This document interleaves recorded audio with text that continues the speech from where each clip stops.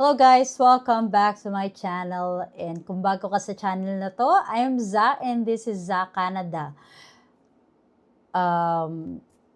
Salamat nga pala sa mga lahat na nag-subscribe at sa mga nag-comment, nag-like at yung mga nanonood sa channel na to. Maraming salamat po sa inyong suporta. Happy New Year at sana naging masagana yung pagpasok ng taon sa inyo at sa mga susunod pang mga buwan at sa buong 2026. And today, we are going to talk about something na laging naitatanong sa mga groups or sa mga tao na parating pa lang rito sa Canada, especially dun sa mga taong nabigyan ng positive LMIA or dun sa mga mag-a-apply ng work permit. So panoorin hanggang dulo, ano nga ba ang mga dapat i-present natin kung kailangan nating mag-apply ng work permit dito sa Canada.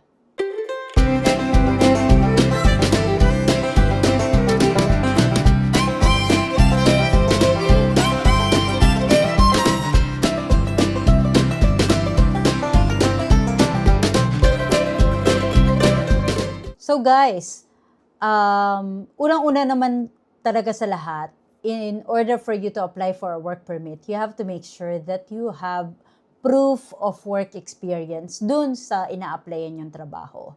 So for example, if you're applying for a teacher, so make sure that you have the qualified work experience na aayon dun sa job advertisement na ginawa nung employer na ina-applyan mo.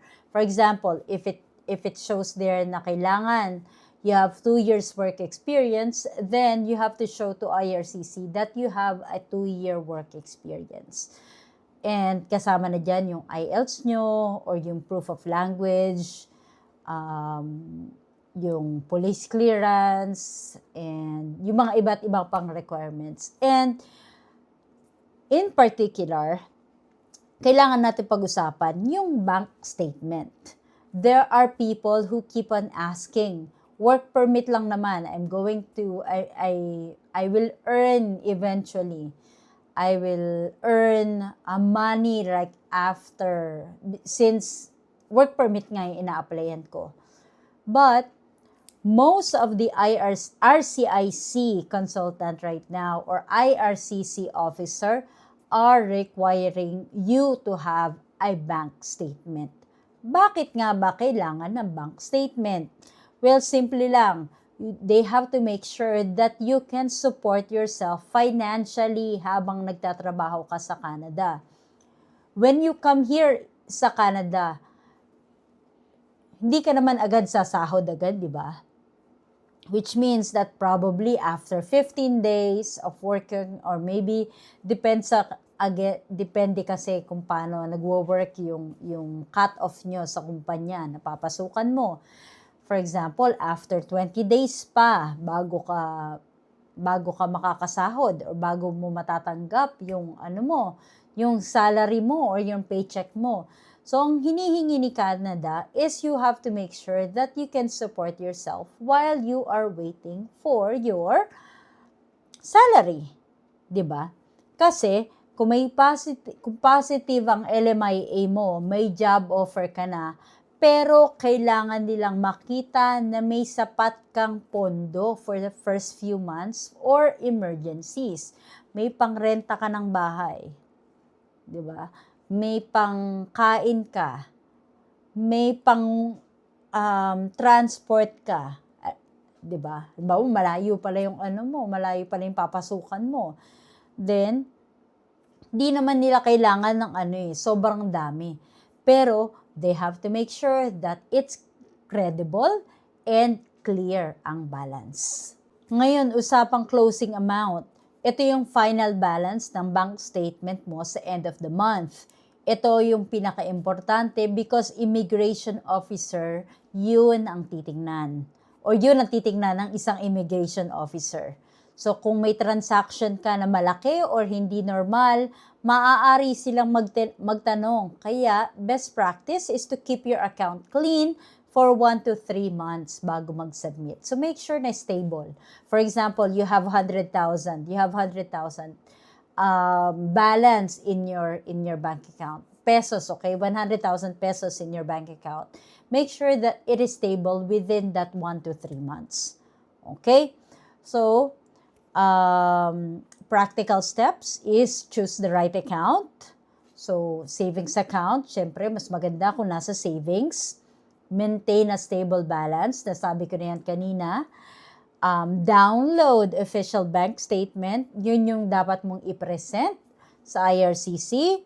Explain unusual transaction. For example, kung may unusual transaction na biglang may nag-deposit sa'yo na 500,000, then there should be a letter of explanation stating that probably that is a gift, or maybe may ano ka pala, may kotse ka pala, binenta mo, that's the reason why you have a bigger amount in your account.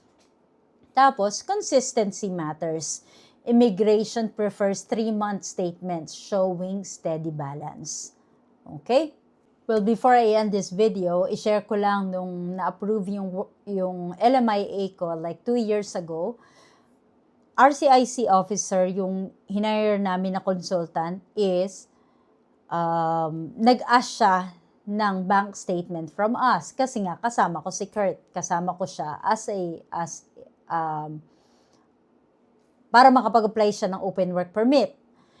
At that time, we had to request for a bank statement from the bank. We have to request from a bank kung magkano yung nilalaman nung account namin. Hindi ganun kalaki yung nai-present namin. At least it is enough for us to live for a month here sa Canada. Ayun, yun lang yung pinresent namin, and eventually it was approved. You just have to make sure that it's credible, and you have to make sure that yung balance is enough para makasurvive kayo habang nag-iintay ng next sahod or the next salary period. Kasi hindi naman talaga agad sa sweldo ka agad. Pagdating mo dito, wala naman tinatawag dito na cash advance. Okay? So, at least dapat may pondo ka na pangsimula dito sa Canada. And that's the reason why they need a bank statement. They have to make sure that you can support yourself or your family by the time that you arrive here in Canada. Okay? Okay, so sana nakatulong tong video na to para dun sa mga tao na nag-a-apply ng work permit at dun sa mga may positive LMIA. Congratulations sa inyo, and comment below kung ikaw yung isa sa mga tao na nag-a-apply or mag-a-apply pa lang ng work permit dito sa Canada. Okay? And if you like this video, don't forget to like, share, comment, or subscribe. At laging tatandaan, hindi kailangan maraming pera, basta may peace of mind. Thank you for watching. Till next time. Bye-bye. Happy New Year!